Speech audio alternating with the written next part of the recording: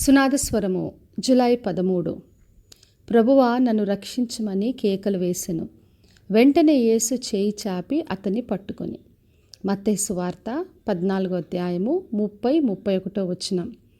మరి యేసుక్రీస్తు శిష్యులు దోణిలో వెలుచున్నప్పుడు యేసుక్రీస్తు నీళ్లపైన నడుస్తూ వాళ్ళ యుద్ధకు వచ్చాడు.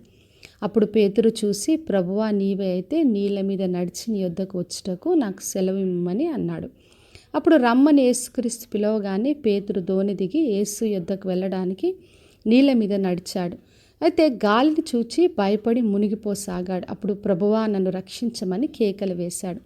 వెంటనే యేసు చేయి చాపి అతన్ని పట్టుకొని, అల్పవిశ్వాసి ఎందుకు సందేహపడితివని అతనితో చెప్పాడు. మరి వాళ్ళు దోణి ఎక్కినప్పుడు గాలి అంతా అణిగిపోయింది. మరి మన ప్రభువు మన చేయి పట్టి మనల్ని బయటికి తీసుకొచ్చే దేవుడు.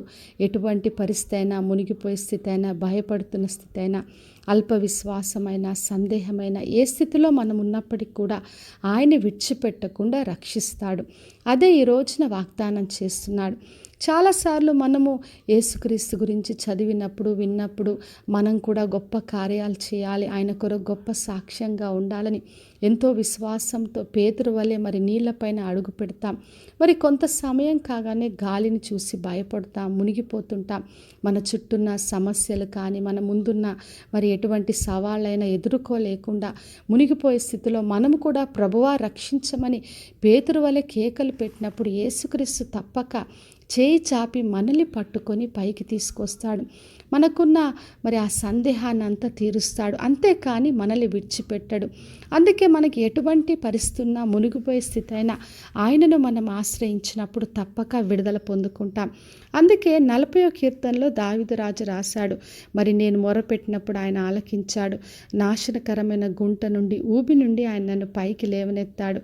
నా పాదములు బండ మీద నిలిపాడని చెప్పి దేవుని స్తుతి చేశాడు.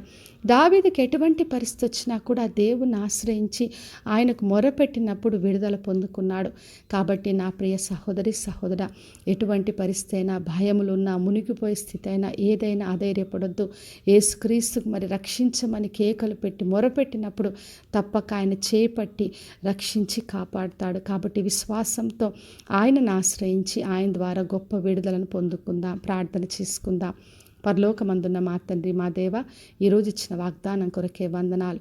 ప్రతి ఒక్కరిని దీవించండి ప్రభువా. వారికి ఉన్న భయములు, వారి ఎటువంటి పరిస్థితులున్న సమస్యలు, మునిగిపోతున్న తండ్రి, వారిని మీరే రక్షించి వారిని చేపట్టి పైకి లేవనెత్తమని యేసు నామములో అడిగి వేడుకొంచున్నాను తండ్రి, ఆమెన్. ఈ శుభవచనము వినుచున్న ప్రతి ఒక్కరి జీవితంలో నెరవేర్చబడునుగాక.